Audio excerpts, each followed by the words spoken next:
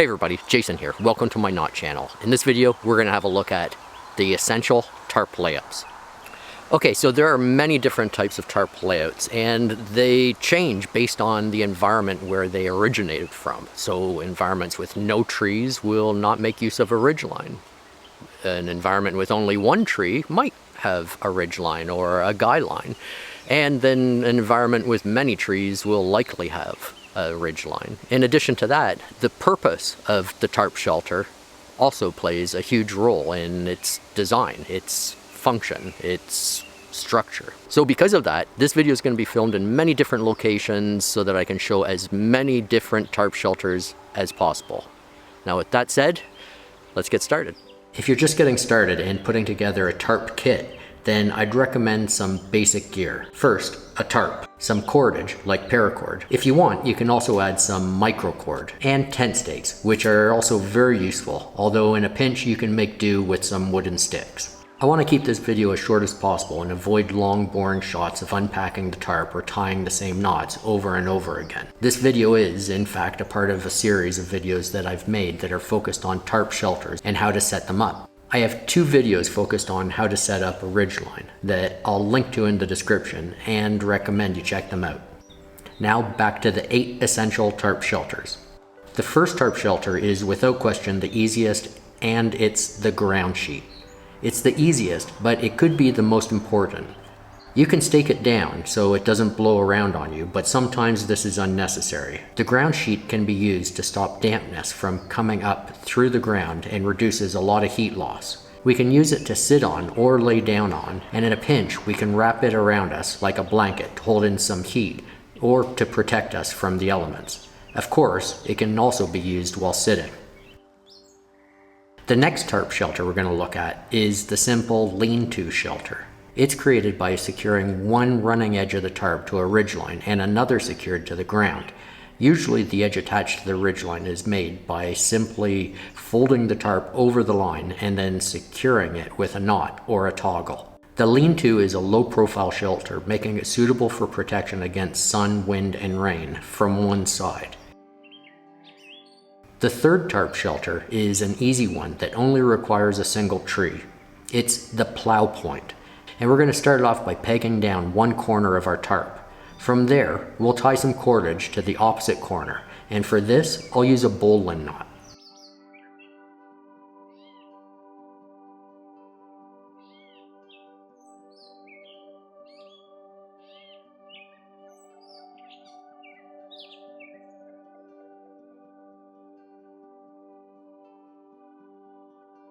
With the cordage attached to our tarp, I'm going to throw the opposite end of my cord over a branch of the tree. To do this, I've tied a monkey fist knot to the other end to add more weight. With the cordage up and over a branch, I can now hoist up the tarp and then tie off to the trunk of the tree.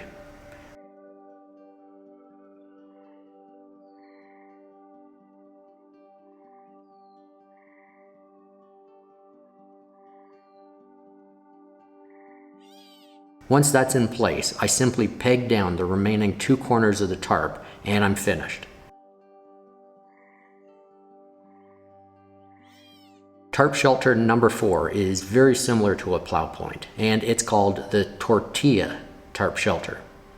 This time, we're going to start with our tarp folded diagonally and then peg down 3 of the corners. Once they're secure, we hoist up the remaining corner to create a peak. As you can see, the shelter is like the plow point, except it has a lower profile and offers a ground sheet built in. Additional height can be added to the tortilla by propping up the tarp in the center with a stick or a walking pole. Our 5th tarp shelter is the envelope tarp shelter, and we're going to return to using a ridgeline and attach one edge. From there, we'll secure the tarp to the ground using the tent stakes and pass them through the loops at the middle point of the tarp. Then we can pass the remaining half of our tarp under the lean-to and stake it down as well. This is a great low-profile shelter that offers protection from the wind, sun, and ground, and it also provides a bit more space than the tortilla, enough space that I can comfortably sit or lay down under. And like the tortilla, I can add additional height by using another stick in the center. Number 6 is the A-frame shelter, and it's set up similar to the lean-to and the envelope by using a ridgeline. This time, we drape the tarp over the ridgeline at the halfway point, and after securing the tarp to the cordage and adjusting the tension of the ridge, we simply stake off the bottom corners. Sometimes we need to work around obstacles like other trees or rocks that get in the way, but don't worry about them, just do your best to secure the bottom corners. In this example, I have a large tree right where I want to put a tent stake in the corner. Let me show you a couple solutions. The first option is that I could stake down the middle of the tarp and then fold back the one corner and tie it to the center loop on the tarp with a simple double slip square knot. Another option is that I can run a length of paracord around the tree and use a taut line hitch to tie off to a tent stake.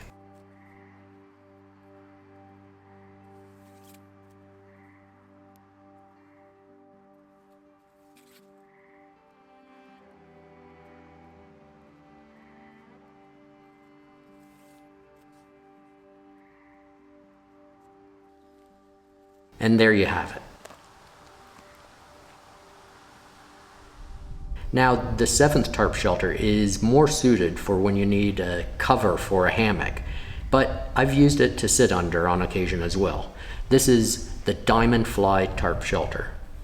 We set it up by tying opposing corners of our tarp to 2 trees. With this tarp shelter, I don't usually run a full ridgeline, but instead use a separate piece of cordage at both corners and tie off with bowlines and then a hitch knot. With the tarp secured between 2 trees, the next step is to simply stake or tie down the other 2 corners to or towards the ground. Due to the strength of the wind and height of the tarp during the setup, I chose to use a bit of cordage and a couple tent stakes to tie off with a bowline and another taut line hitch. If you're worried about your taut line hitch slipping away from you, then I'd suggest using a midshipman's hitch instead. It's a lot less likely to slip when under tension. The last in the list of essential tarp shelters is the flying A-frame.